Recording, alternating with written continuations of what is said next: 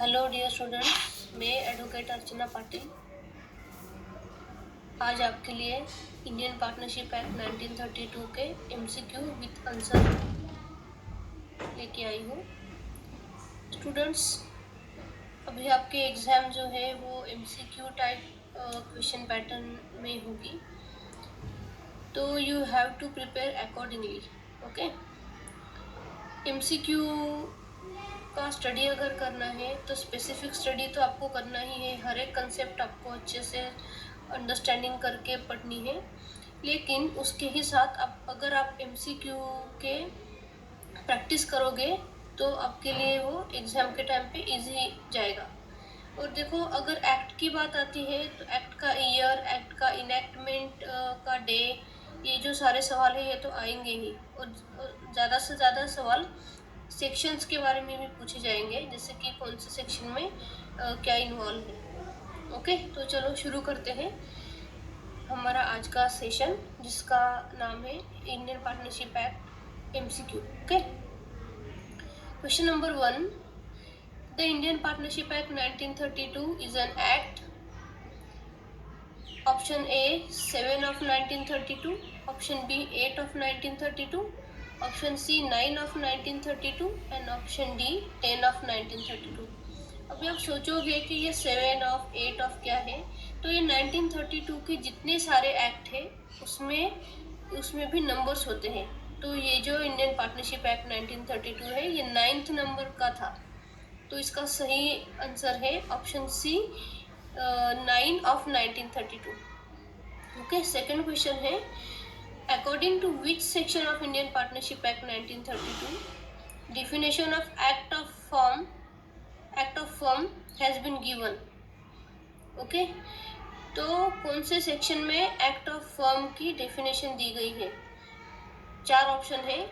Option A section 2A, option B section 2B, option C section 2C and option D section 2D।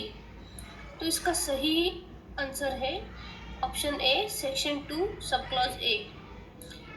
Section 2 सब clause A में act of firm की definition दी गई है। Okay, question number 3, according to which section of Indian partnership act 1932 the term partnership has been defined. Partnership की जो term है वो टर्म की डेफिनेशन कौन से सेक्शन में दी गई है? इसके 4 ऑप्शन है। Option A section 4, option B section 5, option C section 6 and option D section 7। इसका सही आंसर है ऑप्शन ए सेक्शन 4। सेक्शन 4 में इंडियन पार्टनरशिप एक्ट में पार्टनरशिप की डेफिनेशन दी गई है कि पार्टनरशिप एग्जैक्ट होता क्या है। ओके, नेक्स्ट क्वेश्चन है question number 4, for the formation of valid partnership minimum number of person required is. Valid partnership के लिए मिनिमम नंबर ऑफ पर्सन्स कितने होते हैं? Okay, option A 2, option B 4, option C 3 and option D 5। इसका right answer है option A 2। Okay, minimum 2 number of persons होने चाहिए। Requirement is minimum 2 number of person for formation of valid partnership. Okay, question number 5, according to section 4 of Indian partnership act 1932 following are essential elements of valid contract. Okay, तो section 4 जो है Indian partnership act के, उसके अनुसार कौन से valid partnership के essential elements है? पहला ऑप्शन है देयर मस्ट बी एक्सप्रेस और implied agreement between the partners. दूसरा ऑप्शन है option B, a partnership can be formed only for the purpose of carrying on some business. Option C, the object of partnership must be to make profit. Option D, all of the above. Dear students, इसका answer है option D all of the above, क्योंकि valid partnership के लिए express and implied agreement होना चाहिए। उसके ही साथ partnership का जो बिजनेस है वो for the purpose of carrying on some business होना चाहिए, और वो जो बिजनेस है वो प्रॉफिट मेकिंग के लिए ही होना चाहिए। अगर चैरिटी करते हो तो वो पार्टनरशिप हो ही नहीं सकती, इसलिए इसका सही आंसर है option D all of the above. Question number 6, next question है friends, according to section 4 of Indian partnership act 1932, persons who have entered into partnership with one another are collectively called. Section 4 के अनुसार जब persons collectively एक दूसरे के साथ जुड़ जाते हैं और पार्टनरशिप में एंटर करते हैं तो उसको क्या बोला जाता है? Option A partners, option B firm name, option C firm, option D collective partners. तो इसका आंसर आपको ऑप्शन डी ऐसा लग सकता है कि कलेक्टिव पार्टनर्स, बट इसका सही आंसर है option C firm. Option C firm is right answer. Okay, question number 7, next question, the relationship existing between the partners is of mutual agency, so each partner possess following character. Okay, तो partnership का जो relationship है mutual agency में, तो each partner इनमें से कौन सा कैरेक्टर है वो पोजेस करता है। तो पहला इसका ऑप्शन है option A, he is an agent of firm so outside world is concern. Option B, he is principal so far as the other partners are concerned. Option C, both A and B. Option D, none of the above. इसका सही option है option C, both A and B. Partner जो होते हैं वो agent भी होते हैं और प्रिंसिपल भी होते हैं, इसीलिए म्यूचुअल एजेंसी पे पार्टनरशिप काम करता है। तो इसका राइट आंसर है option C, both A and B. Next question है question number 8, the relation of partners of firm are usually govern by. Partners of firm जो है उसका रिलेशन कैसे गवर्न होता है? Option A, the agreement among them. Next option है option B, the Indian partnership act 1932। Option C agency, option D none of the above. इसका right answer है option A, by the agreement among them. जो भी agreement उनमें होता है वो agreement के अनुसार उनका जो रिलेशन है वो गवर्न होता है पार्टनर्स का। ओके, सो इसका क्वेश्चन नंबर 8 का राइट आंसर है option A, the agreement among them. Question number 9, the concept of partnership is closely associated with option A joint ownership, option B co ownership, option C agency, option D none of the above. तो partnership की जो concept है वो closely किससे associated है? तो इसका जो राइट आंसर है वो है agency, option C agency. Agency के ही बेस से पार्टनरशिप काम करता है। पार्टनर्स और एजेंट, पार्टनर्स जो है वो एजेंट एंड प्रिंसिपल के बेसिस पे काम करते हैं, इसलिए इसका राइट आंसर है option C agency. Question number 10, if fraud is committed by any of the partners then, अगर कोई पार्टनर फ्रॉड कमिट करता है तो फिर इसका इफेक्ट क्या होगा? Option number A, innocent partners of firm are not liable to third party. Option B, innocent partners of firm are also liable to third party. Option C A and B, option D none of the above. इसका सही answer है option B, innocent partners of firm are also liable to third party. Third party को matter ही नहीं करता कि कौन innocent है, कौन से पार्टनर ने पर्सनली फ्रॉड किया है या कलेक्टिवली फ्रॉड किया है। वो लायबिलिटी तो सारों के ऊपर, मतलब सारे पार्टनर्स के ऊपर रखेगा। इसीलिए जब लायबिलिटी की बात आती है तब इनोसेंट पार्टनर्स आल्सो लायबल होते हैं। Question number 11, the mutual rights and duties of partners of firm may be determined by contract between the partners and such contract. जब mutual rights and duties of partners जो है वो जब determined होते हैं contract के जरिए, तो ऐसे कॉन्ट्रैक्ट को, ऐसा जो कॉन्ट्रैक्ट है वो उसको क्या माना, इसको क्या बोला जाता है? Option A, must be express, option B, may be express और implied, option C, may be implied, option D, must be in writing. इसका सही आंसर है option B, may be express और इम्प्लाइड। क्योंकि जो कॉन्ट्रैक्ट है वो कॉन्ट्रैक्ट एक्सप्रेस ही होना चाहिए, इम्प्लाइड ही होना चाहिए, ऐसा कोई क्लियरली मेंशन तो कहीं पे है नहीं। इसीलिए express contract also valid and implied contract is also valid. Okay. Express मतलब जहाँ पे वर्ड्स स्पोकन का यूज होता है, इम्प्लाइड मतलब जहाँ पे वर्ड्स जो है वो एब्सेंट होते हैं, उसको इम्प्लाइड बोला जाता है. Question number 12, an illegal partnership cannot be, an illegal partnership, ये क्वेश्चन है, उसके ऑप्शन है cannot be sued, option B can be sued, option C can't say, option D none of the above. तो illegal partnership है, illegal partnership जो है can be sued, ये इसका सही आंसर है option B can be sued. अगर कोई पार्टनरशिप इलीगल बिजनेस को लेके बनी है या फिर उसका बेस ही इलीगल है, अगर कोई पार्टनरशिप इलीगल है तो भी वो किसी थर्ड पार्टी के ऊपर या फिर किसी के अगेंस्ट वो लोग सूट फाइल कर सकते हैं. ओके. क्योंकि यहाँ पे सवाल पार्टनरशिप के इलीगलिटी के बारे में नहीं है ना. अदर अदर अदर भी कुछ डिस्प्यूट्स होते हैं तो उसके अगेंस्ट लीगल पार्टनरशिप में जो पार्टनर्स होते हैं वो फाइल सूट कर सकते हैं. Question number 13, the interest payable under section 13 of Indian partnership act is payable. Interest जो है इंडियन पार्टनरशिप एक्ट में वो कैसे पेएबल है? Option A out of profit of business, out of assets of firm, option C A and B, option D none of the above. इसका सही answer है option C A and B. Interest जो payable होता है Indian partnership act के section 13 के अनुसार profit में से भी दिया जाएगा और असेट्स ऑफ फर्म्स में से भी दिया जाएगा. Question number 14, the significance of joint and several liability is that for every act of the firm.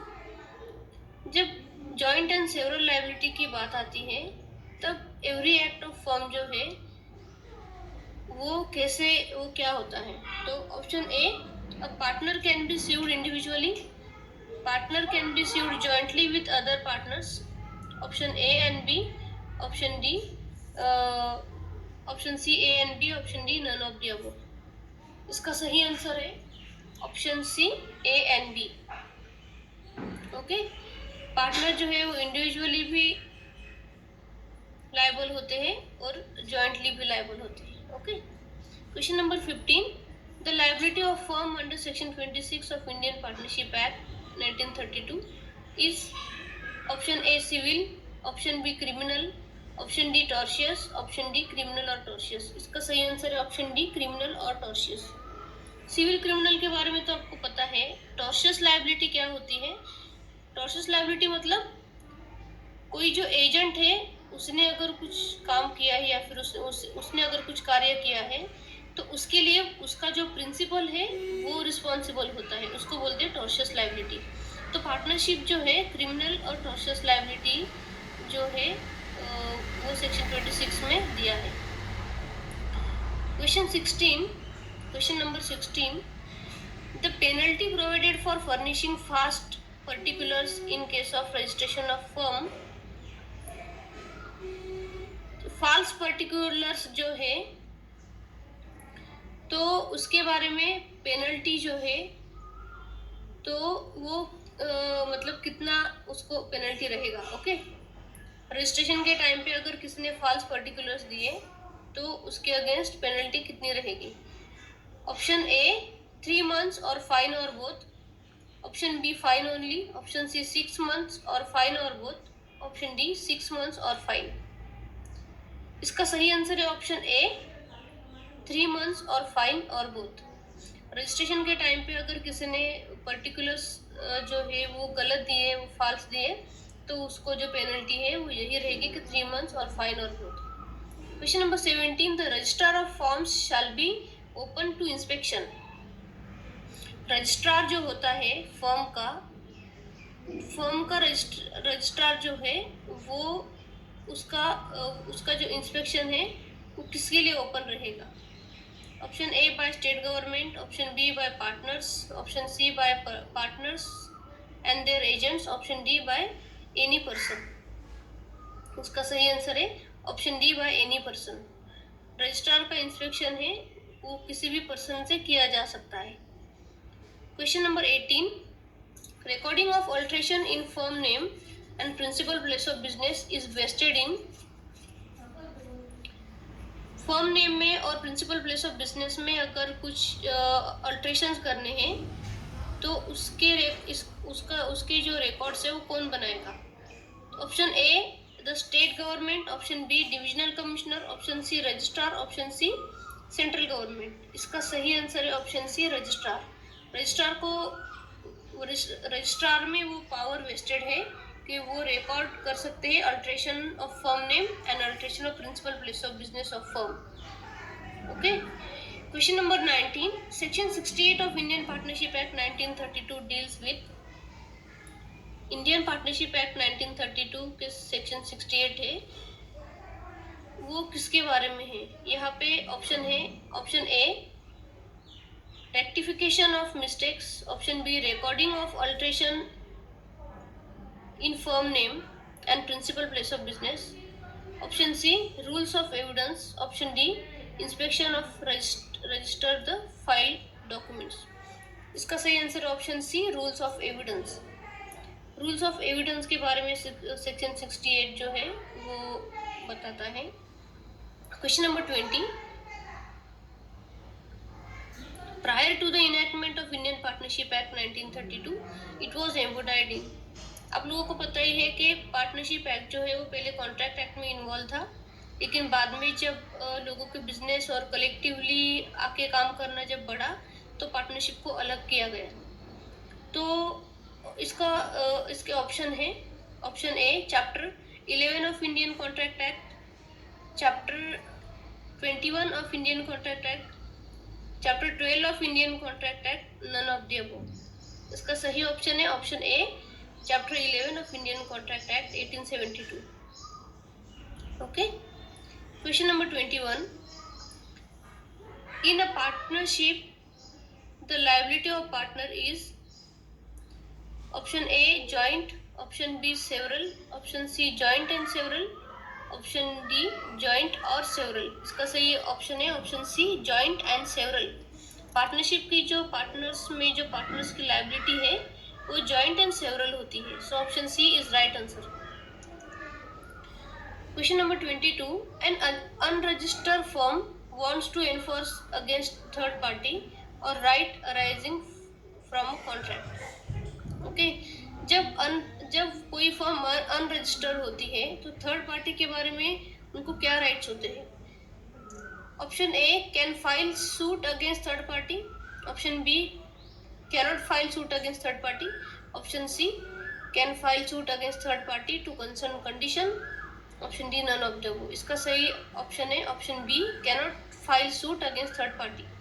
अगर फर्म रजिस्टर्ड नहीं है तो थर्ड पार्टी पे सूट फाइल करने का कोई अधिकार बनता नहीं है, इसलिए बेटर होता है फर्म को रजिस्ट्रेशन करवाना।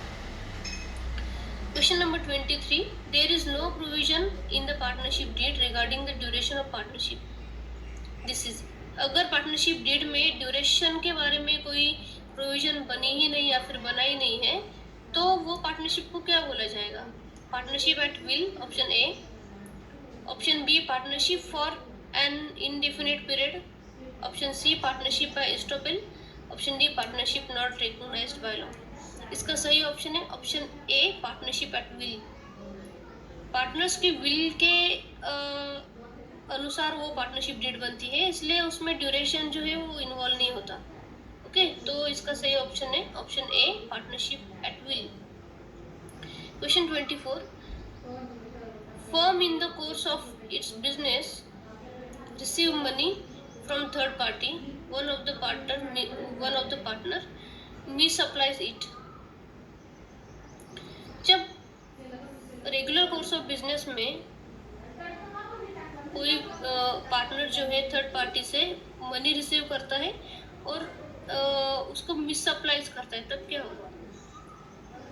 इसके ऑप्शन है 4। Option A the firm is liable to make good the loss, the firm is not liable to make good the loss, option B, option C the defaulting partner alone is liable, option D the defaulting partner is not liable. इसका सही option है option A the firm is liable to make good the loss. पूरी firm जो है वो liable रहेगी third party के लिए। Okay. Question 25, if the assets of firm are insufficient to discharge the debts and liabilities of the firm, the partner shall bear the deficiency।